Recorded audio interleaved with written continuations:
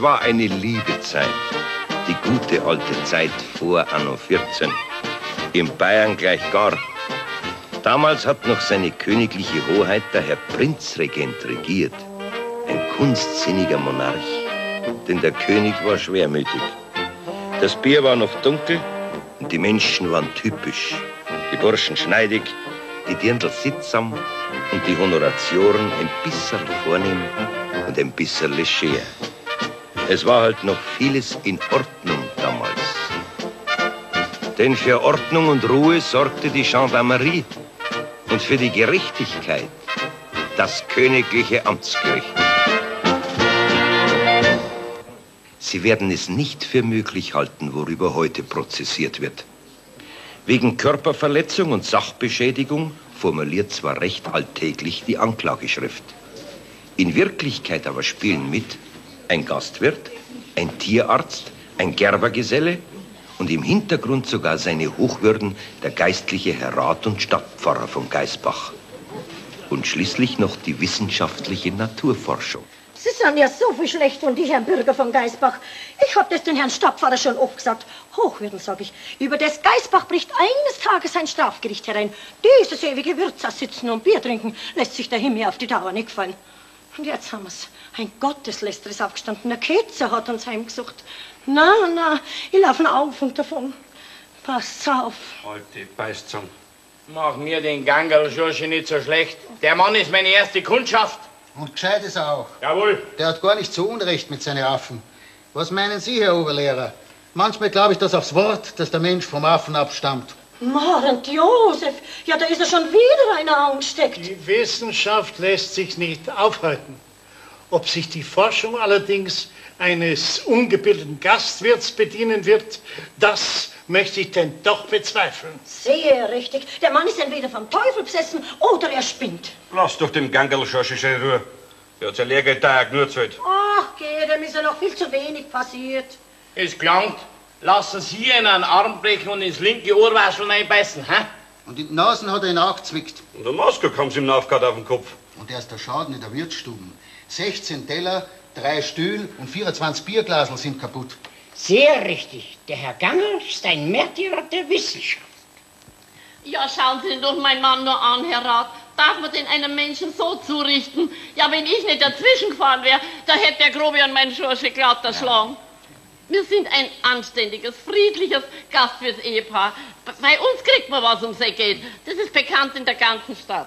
Mein Leberknädelsuppen, mein Gulasch und unser Bratensulz und unser Voressen, das gibt's in ganz Gaisbach nur einmal.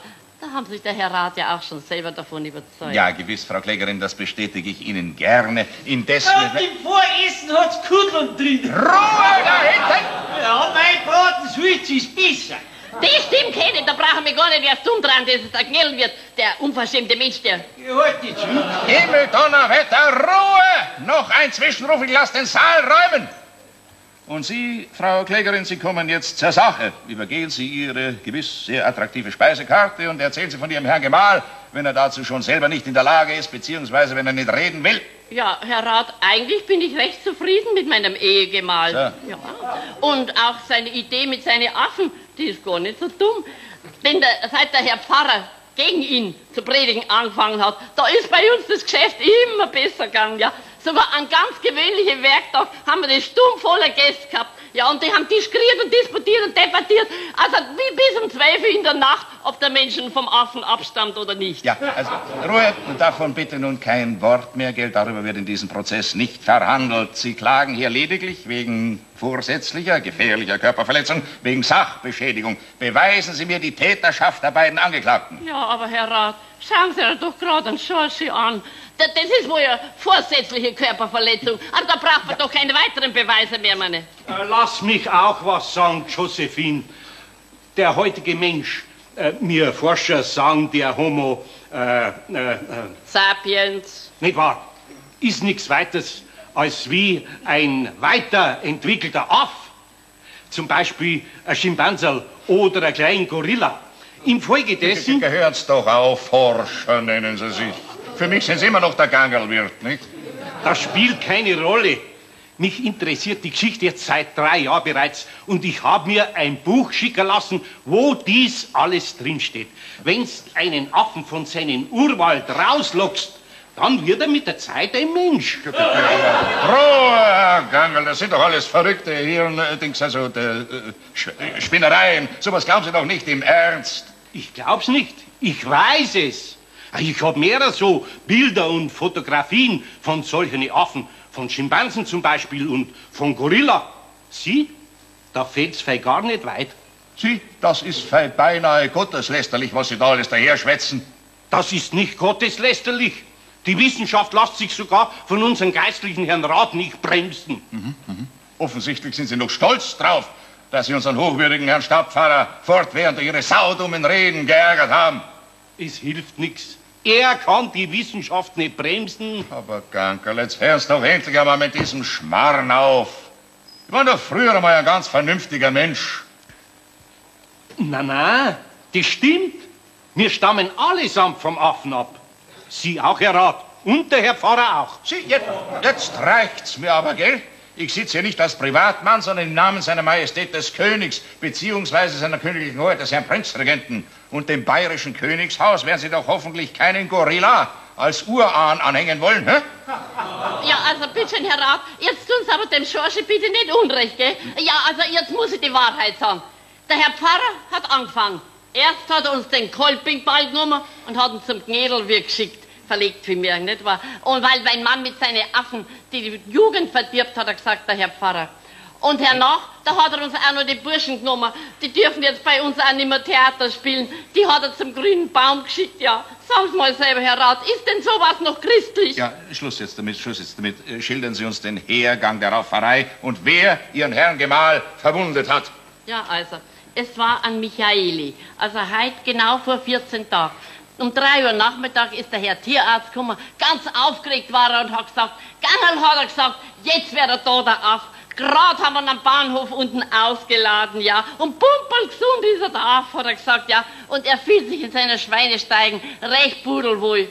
Mei, die Freiheit von meinem Schursche hätte sehen können. Indem ich nämlich noch nie in meinem Leben einen wirklichen Affen gesehen habe. Wir kommen von dem Affen nicht mehr runter. Ja, mein Herr Rat, ohne Aff kann ich nichts erzählen, denn schließlich hat er der Aff mein Mann so zusammengekriegt, ne? Ja, Schluss jetzt damit, gell? Weiter. Ja, also weiter. Der Aff also ist endlich da. Ich hab mich ja selber auch schon ein bisschen gefreut auf das Viechel, weil der Herr Tierarzt hat nämlich gesagt, Gangerl, hat er gesagt, wenn du den Affen erst in deiner Wirtsstube drin hast, das wird die erste Attraktion in Geisbach werden, jawohl. Und bei einiger guter Behandlung lernt der Aff auch noch das Bier trinken und das Kartenspielen. Der Aff. Tja, man soll es nicht für möglich halten. Das haben Sie gesagt, Herr Doktor? Aber doch nur aus Spaß. Das Ganze war weiter nichts als ein lustiger Schabernack. Ja, ich danke für diesen Schabernack. Das ist durchaus möglich, dass der Aff das Bier trinken lernt und das Kartenspielen wie der Mensch. Weil nämlich die Wissenschaft lehrt, dass der Aff nur von seinem Urwald rausgelockt werden müsste. Haben's mich, Herr Rat? Sie sind ein Spinteserer, sind Sie. Gibt in Geisbach sowieso so viele schlechte Tarocker, mir wär's gerade genug. Und jetzt lassen Sie mal Ihre Frau weiter erzählen, dann kommen wir ausnahmsweise etwas schneller vom Fleck. Also. Dankeschön, Herr Rat. Also, die Mannsbilder, die sind zum Bahnhof runter und haben den Schimpansen geholt. Die Kinder sind mit und ein Haufen Leute. Herr Rat, ich sage Ihnen, das war die reine Prozession. 4 Mannsbilder haben dann den Affen in seiner Steigen getragen und der Aff, der hat sich eigentlich recht friedlich verhalten, hat lustig rausgeschaut und hat seine Flehe gefangen. Alles hat er ihm zugewunken und es war ein Mordsgaude. Und wir dann den Affen mit seiner Stein bei uns im Gasthof abgestellt haben, da war die ganze Stube voller Leid. Ja, ich hab ihm gleich eine Bratwurst zugesteckt. Ja, die hat ihm geschmeckt. Die hat er gleich gefressen. Gegessen. Und der Schexmeier, der wollte ihm ein Bier geben, eine ganze Masse sitzt. Aber das habe ich ihm untersagt, weil es im Urwald kein Bier nicht gibt, habe ich gesagt. Und dann habe ich ihm ein Brezen gegeben. Na, und er hat sich gefreut. Fast wie ein Mensch. Ja, Herr Richter, und wie wir dann den Affen endlich raus haben lassen aus seiner Stein, ja, da hat sich der aufgeführt, als wäre der Teufel. Herr Rat, das wäre beinahe die größte Enttäuschung in meinem Leben geworden. Ja, darf man mit der Wissenschaft einen solchen Spott treiben? 16 Teller 24 Biergläser, 2 Senfkübeln und 3 Stühle hat er uns kaputt geschlagen. Herr Rat, das muss uns ersetzt werden. Ja, Frau Wirtin, ich höre ganz gut. Sie brauchen sich nicht so anzustrengen, gell? Das macht mir nichts aus. Ja, aber mir. Ja, ist schon recht. Also ganz zu schweigen von den Schmerzen und den Verletzungen, die der Schorsche ausgestanden hat. Ja, wenn ich nicht da dazwischen gesprungen wäre, da hätte der Affe mein Mann ja glatt umgebracht. Und wenn ich dem Affen das Fell nicht runtergezogen hätte. Und was dabei rausgekommen ist, Herr Richter, das sehen Sie ja. Da sitzt er, der Aff, der Schimpanse, der Kreisliche. Und der Herr Tierarzt hat dazu angestiftet. Ja, danke, Frau Klägerin. Ich bin jetzt vollkommen im Bilde. Und jetzt machen Sie mir die Freude und setzen Sie sich hin. So. Oh. Angeklagter Steffel Franz Xaver Gerber Geselle. Treten Sie vor. Ja, na kommen, Sie sind doch sonst auch so ein Flinker, hä? Ja, da hat man schon den richtigen Typ rausgesucht. Hä? Hat sich das alles so abgespielt, wie es die Frau Klägerin eben geschildert hat, oder haben Sie dem noch was hinzuzufügen? Nein. Nein? Gut, Sie sind also geständig. Nein. Nein? Ja. Aha, wird auch gut sein. So, jetzt sagen Sie uns nur noch, wer hat Sie zu diesem Unfug angestiftet? Sagen Sie die Wahrheit, schonen Sie niemand. Wie viel hat man Ihnen denn bezahlt für diese Gaudi da? Zahlt? Nix. Keinen Pfennig. So, schäbig waren's auch noch. Ah, da schau her. Aber irgendjemand muss doch diese ganze Sache da arrangiert haben. Jemand muss Ihnen geholfen haben, zum Beispiel beim Anziehen. Oder woher zum Beispiel haben Sie das Affenkostüm gehabt? Wer hat Ihnen zu dieser Larve verholfen und so weiter und so weiter? Herrschaftszeiten, sagen Sie doch die Wahrheit jetzt. Oder wollen Sie allein alle Schuld auf sich nehmen? Dann müssen Sie auch allein ins Gefängnis. Der Tierarzt hat mir geholfen und die Gasdecken, die Ziegenfelle für das Affenkostüm, die habe ich selber gehabt. Aha. Darf ich Sie mal herbitten, Herr Doktor? Na? Ich kann nur immer wiederholen, Herr Amtsgerichtsrat, das Ganze war ein Scherz. Ich bedauere aufrichtig, dass der Bursche zu weit gegangen ist. Es war ja gar nicht vorgesehen. Wir wollten diesem fanatischen Affentheoretiker eine humorvolle Belehrung zuteil werden lassen. Mehr nicht. Wer? Wir? Wie bitte? Ach so, ja, ich und der Mitangeklagte Steffel. Und? Ja, vielleicht noch ein paar Freunde, die ich aber nicht nennen möchte. Herrschaft, man wird doch noch ein bisschen Humor haben dürfen. Ja, wenn's nur einen hätten, Herr Doktor, aber da fehlt's ja weit. Wenn ich an Ihre krampfhaften Bemühungen im Fasching denke, schätzenswert, ja, aber sehr mager, Herr Doktor. Über Velociped und Karbidlampe geht Ihr Witz ja nicht hinaus. Nein, nein, deshalb können Sie mir nicht weismachen, dass diese Humoraktion auf Ihrem Mist gewachsen ist. Außerdem hatten Sie ja gar kein echtes Motiv, dem Gangerl Wirter seine Affentheorie auf so drastische Weise auszutreiben. Entschuldigen Sie, Euer Gestrengen, wenn ich dazu was sagen darf. Ja, Sie dürfen, aber kommen Sie her. Ja, der Herr Doktor ist bei mir noch niemals als Gast verkehrt. Erst 8 Tage vor der Gaudi ist er zum ersten Mal gekommen und hat mit mir gleich über die Affen geredet. Und wie ich ihm dann eingestanden habe, dass ich noch nie in meinem Leben einen wirklichen Affen gesehen habe, hat er gesagt, er wüsste mir einen, den ich billig kaufen könnte. Ja, hat er gesagt, der Direktor vom Tierpark wäre sein Freund, hat er gesagt, und der hätte so viel Affeneier, dass er gern einen verkaufen tät. Ja, wenn er wisst, dass der Affe einen guten Platz kriegen tät, könnte ich das Viecherl sogar umsonst haben. Ja, und mein Schorsche hat ihm natürlich aufs Wort geglaubt. Natürlich. Nun, Herr Doktor, bleiben Sie immer noch bei Ihrem Humor. Hm? Gewiss, Herr Amtsgerichtsrat. Ja.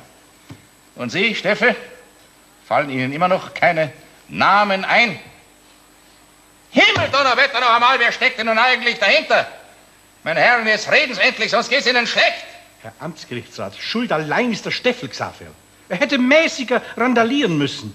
Aber die Anstiftung zu einem Scherz kann doch nicht bestraft werden. Du bleibst bei Ihren Kühen und bei Ihren Rössern, Herr Doktor, von Affen und Paragraphen und Scherz und Humor. Verstehen Sie nämlich herzlich wenig. Soll ich mich auf einmal die ganze Schuld treffen? Dabei haben Sie mir 3-mal angeschafft, ich soll scharf sein und wild. Wild. Brav, Bursch, brav. Nur raus mit der Sprache. Ich möchte freigesprochen werden. Der Tierarzt hat zu mir gesagt, ich soll ruhig etliche Bierkrüge zerschmeißen und ich soll ja den Wirt richtig kratzen und beißen. Ja, aber doch nicht so heftig. Ich möchte Ihren Auftraggeber wissen. Ja, wenn's weiter nichts ist, Herr Rat, den kann ich Ihnen schon nennen. Es ist nämlich niemand anderer als Unser Herr Stadtpfarrer Hochwürden. Platz nehmen alle miteinander. So, jetzt sind wir fein hineingetappt mitten ins Fettnäpfchen, aber ich hab's ja gewusst. Ja, wir wollen zum Schluss kommen. Rubin, Herr Stadtpfarrer ist als Zeuge nicht disponibel. Das bischöfliche Ordinariat hat ihm die Aussage verboten. Herr Doktor, ich werde Sie verurteilen müssen. Sie natürlich auch. Angeklagter Steffen, an Betracht des Schadens, den Sie angerichtet haben und der vorsätzlichen gefährlichen Körperverletzung werden wir um Gefängnis kaum herumkommen können. Wie? Blöde Geschichte, blöde. Was ein Tierarzt fährt ein. Sauber, da wird der Herr Pfarrer freikommen. Wachtmeister, die Zeugin Fanny Gumpold. Die Zeugin Fanny Gumpold, jawohl. Ja, wohl oder übel werden wir uns freien Pfarrer Kegen auch noch anhören müssen. 3 Jahre Zuchthaus kriegt der Gerbergesell. Da gehe ich jede Mitte hin. Und der Tierarzt kann froh sein, wenn er mit 2 Jahren davonkommt. Jetzt darf er Staat sein, unser Hochwürden. Jetzt hat er 2 Menschenleben unglücklich gemacht. Und was hat er erreicht damit? Nix. Ich habe im Tiergarten selber Affen gesehen. Okay. Der Gangerl hat recht. Ich glaub ihm. Tja, die Wissenschaft. Auch nur einen Tag, wenn die 2 eingesperrt werden, dann kriegt der Herr Stadtpfarrer einen fürchterlichen heiligen Zorn. Wer den Unglauben bekämpft, darf doch nicht straft werden. So viel Verstand hat der Herr Amtsrichter dann doch schon. Okay. Was hilft einem der Verstand beim Gericht? Was ist denn da los? Hinsetzen. Die Paragraphen sind da. Er muss ein Urteil fällen, ob er will oder nicht. Die Zeugin Franziska Gumpold, Pfarrerkirche von hier. Ich muss einmal hinaus. Ja, na, geh weiter. Und wir werden sie doch frei bekommen. Ich werde den wahren Schuldigen in dieser Affäre zu nennen Ja, wissen. geh weiter. Das gottlose Treiben dieses Geh weiter. sauren Herrn ist dem Herrn Stadtpfarrer schon längst ein Dorn im Auge. Weiter. Wem meinst denn die beißt sind?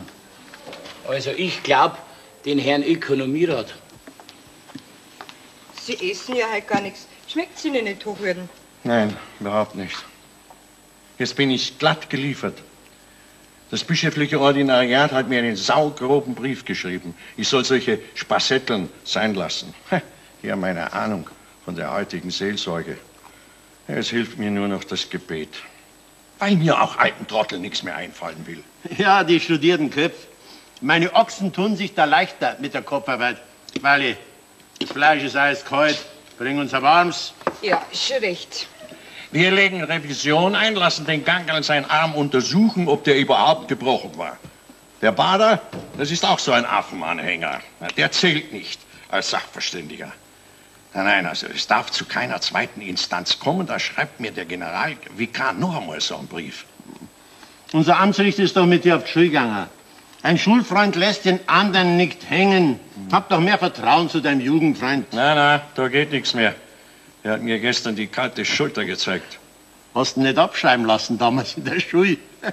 Feustel, du bist jetzt meine ganze Hoffnung. Bitte, geh doch hinüber und melde dich als Zeuge. Du bist doch der Besitzer von dem Gasthof zum Bären. Auf dich muss er doch hören. Also Oliver I. Vielleicht hat er recht mit seinen Affen. Nein, also diese Affentheoretiker, die kann ich in meiner Pfarrei nicht dulden. Diese Krankheit grassiert in der ganzen Diözese. Ich wollte den Mann mit Humor zur Einsicht bringen. Ja, der Tierarzt war gleich begeistert von der Idee. Ja, es war ja auch sehr lustig. Alle Leute haben gelacht. Ja, der Schorsch ist einer von meinen besten Wirt. Hättest ihm doch seine Affen lassen, in Gottes Namen. Ja, jetzt fängst du auch noch an. Das sind Zeiten. Ja. Bei den alten Griechen, da wollten die Menschen allerweil von den Göttern abstammen und jetzt von den Affen. Da ist das Pfarrersein immer schön. Wir dürfen jetzt keine Zeit mehr verlieren. Komm, vielleicht ist noch ein Vergleich möglich. Ja, also in Gottes Namen, ich hilf dir. Nein! Der Herr Ökonomierat, Sie müssen sofort in die Zeugenstadt. Ich muss einer geschwind überführen. Oh, schönes Tellerfleisch. Hock die her und dies. Dem Herrn Pfarrer schmeckt sowieso nicht, weil ich bringe ihm ein halbes Bier. Ja, Eilt's denn nicht? Ist denn was vorgefallen? Der Prozess hat eine kleine Wendung gemacht. Wieso? Wieso? Besteht der Aussicht auf Freispruch? Nein, das weniger. Eine Haushälterin, Frau Fanny, wollte gerade ein Männlein schwören. Himmels Willen. Zum Wohl. Nein, sie ist nicht so tragisch. Wir haben sie nicht schwören lassen. Wir glauben ihr bloß, weil es doch ihre leibliche Schwester auch ist. Ja, was hat's denn gesagt? Nicht Sie, Hochwürden, sondern der Herr Ökonomierat. hätte den Tierarzt und den Gerbergesellen angestiftet zu der Affengaudi. Ha. Unseren Herrn Rat hat's glatt die Stimme verschlagen. Das ist ein Prozess. Das ist die Lösung. Nein. Ja, Josef, bitte, dir schaut's doch nicht. Ich hab davon gewusst, aber ich hab den Plan nicht erfunden. Es glaubt mir doch kein Mensch, dass ich sowas im Kopf hätte. Na, dir glaubt der Richter alles. Also gut. Was tut man nicht alles für die Kirche? 1000-mal vergelt's Gott. Aber das sage ich dir, Franzi. Jetzt glaube ich mit Fleiß an die Affen vom Gangerl. Entsetzlich. Bitte, Herr Wachtmeister, führen Sie den Herrn Ökonomierat sofort in den Gerichtssaal. So pressiert's nicht. Freund Fanny redet leicht noch eine halbe Stunde. Prost! Und was ich noch sagen wollte, seitdem diese effische Irrlehre herrscht, sinkt die Moral in der ganzen Stadt. Ruhe, Ruhe, Ruhe, meine Herrschaften. Unterbrechen Sie die Zeuge nicht. Eines Tages wird sie schon von selber wieder aufhören. Und überhaupt fällt's moralisch ganz weit jetzt in Geisbach. Ich sag das meinem hochwürdigen Herrn Bruder jeden Tag, aber der Mann ist ja viel zu gut. Herr Zeuge, Herr Ökonomierat Josef Häusl, Guts- und Brauereibesitzer von hier. Endlich. Ja, endlich. Nehmen Sie Platz. Hochwürden Jungfer Pfarrersköchin, ich danke für Ihre tiefschürfenden Ausführungen. Ja, Herr Ökonomierat. Ja, habe die Ehre, Herr Rat. Ja, Sie sind also dieser humorbegabte Hintermann? Wer es glaubt, wie erzähle ich, aber unglücklich bin ich nicht über diese Wendung. Ich verstehe schon. Sie haben den Herrn Tierarzt und diesen Affendarsteller da zu dieser abscheulichen Tat angestiftet, aber wie ich mit großer Befriedigung feststelle, empfinden Sie tiefe Reue. Ich möchte Ihnen deshalb Gelegenheit geben, die Sache wieder in Ordnung zu bringen. Ja, freilich, es tut mir ja furchtbar leid, Herr Rat, aber das Wirtshaus zum Bären gehört mir. Für die kaputten Teller und Gläser komme ich in meinem Haus natürlich auf. Das geht niemand mal so. Und der Gangerl kriegt das Schmerzensgeld, wenn er die Klage zurückzieht, und den Kolpingsball kriegt er auch wieder. Wie viel Schmerzensgeld? Es geht mir schon wieder besser jetzt. Halt doch die Goschen. Wie viel Schmerzensgeld, Herr Ökonomierat? 100 Magel. Und vielleicht tut noch jemand aus christlicher Nächstenliebe was dazu. Vielleicht. Ja, vielleicht können wir nicht einlassen. Unter 200 geht nichts. Seien so ausgeschämt, gell? Ja, ich sehe schon, die Parteien wollen sich in völliger Einmütigkeit vergleichen. 200 Mark, das Gericht ist einverstanden. Die Gerichtskosten tragen die Angeklagten. Die Sitzung ist geschlossen. Das hast wieder einmal elegant hingedreht, du Deus ex machina.